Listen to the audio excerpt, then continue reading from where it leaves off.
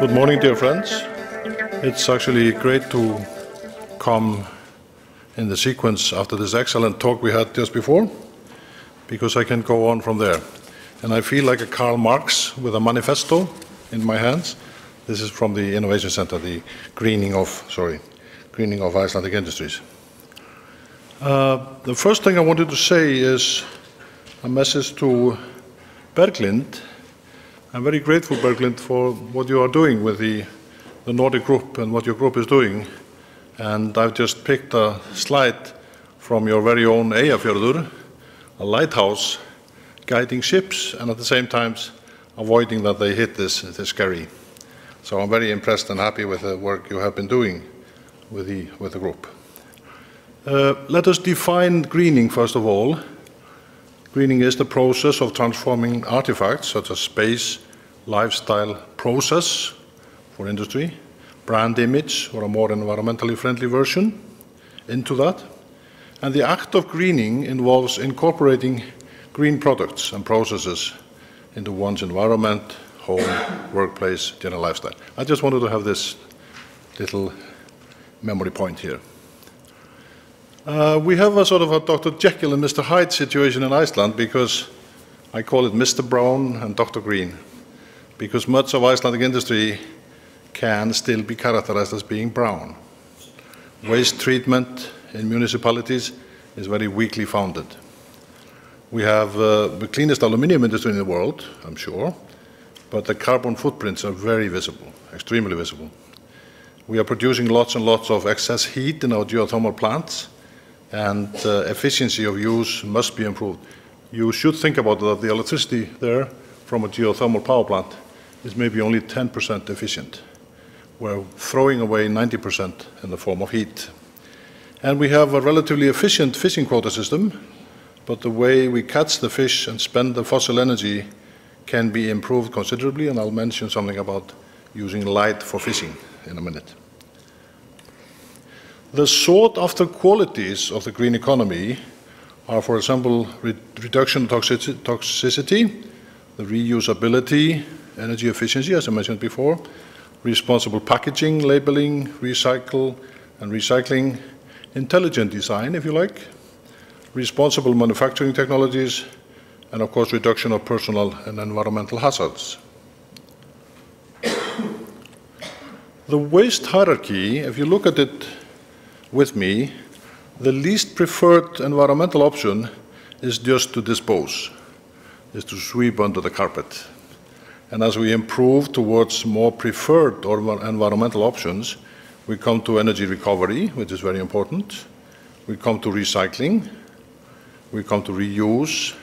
And finally, to reduction.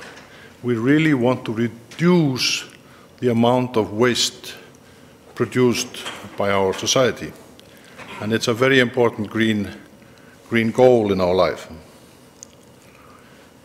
We are, dear friends, the society on Earth with highest use of renewables.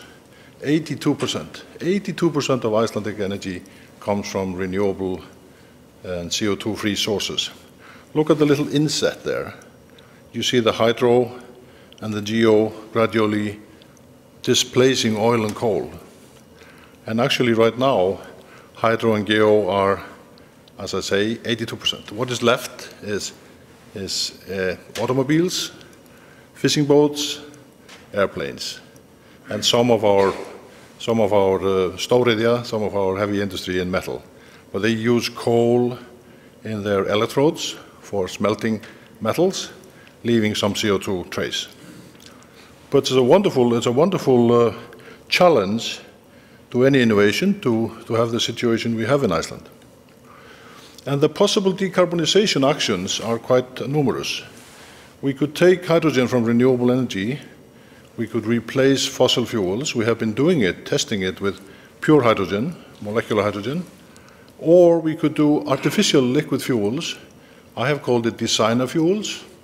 We make it from hydrogen and CO2. So we take the CO2 from either a plant, like on the picture, or from a geothermal borehole, We use some catalysis processes.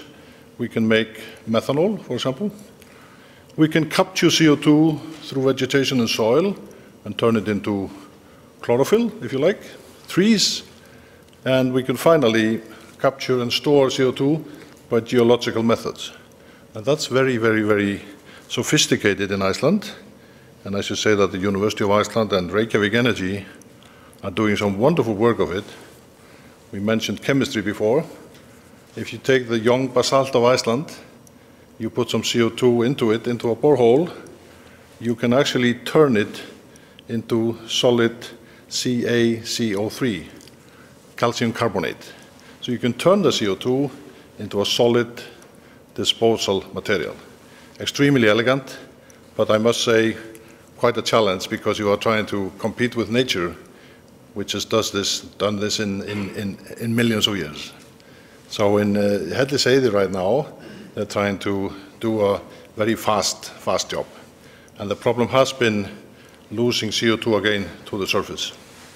But extremely interesting, and I'd like to really give the credit to University of Iceland and Reykjavik Energy here, and of course more partners. Last month there was a new green methanol plant opened in Iceland. It's situated in Svartsengi. It takes the CO2 from the ground, it mixes it with hydrogen, which is made by green energy, and it makes methanol, which then is blended into gasoline, or intended to be blended into gasoline. Only a few percentages, but still designer fuels made from our own energy and materials. So I would really see the future much more forward into this direction. And probably instead of methanol, we'll probably have Fischer-Tropsch diesel, the diesel directly for the boats and vehicles. This is a rather complicated picture from our manifesto, but basically it shows us, going from left to right, how we go from the brown economy to the green economy. And the pathway on the right-hand side is measured in equivalent units of tons of CO2.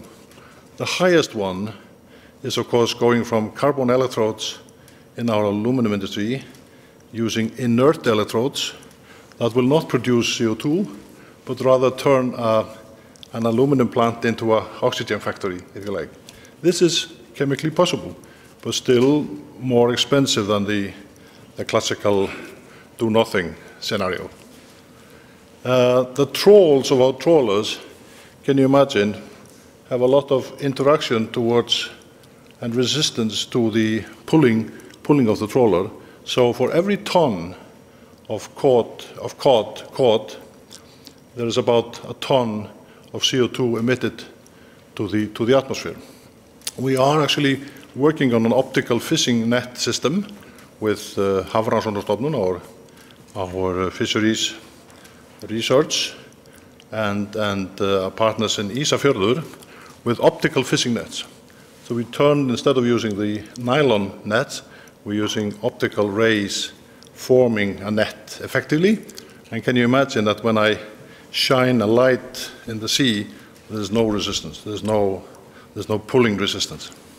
So on the scale of savings of CO2, there's about 400,000 tons of CO2 per year saved.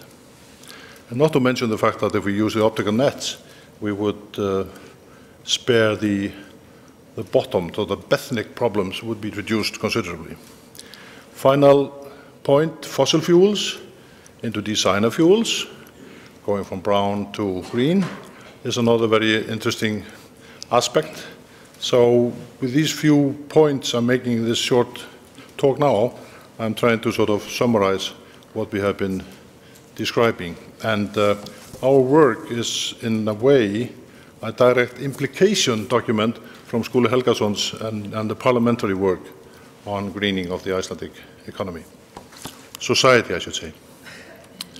Eco-ethical is another concept we have been creating.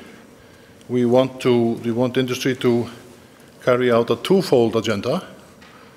First of all, ecological approach involving selecting the greenest technologies, ecological, greenest. On the other hand, we want the industry to be open and transparent in their dealing with the public. They have to report. They have to report on mishaps. They have to inform about troubles. They have to be ethical. So we think that the right approach now in the greening process is to be eco-ethical. And we actually have a trademark on eco-ethical, which we want to have guiding every step of the greening process. The 2012 marks the 5-year anniversary of the Innovation Centre of Iceland, and we will simply mark this year as an eco-ethical year. In Icelandic, we call it Siðvist. Siðferði, vistfræði. Eco-ethical is the thing we want to reach out with to the world, and I'm happy to introduce this. I probably first did it in the Lighthouse session in Copenhagen, Berglind, I think. So we're working very dedicatedly on this. We have, dear friends, a very exciting common goal and a beautiful innovation target.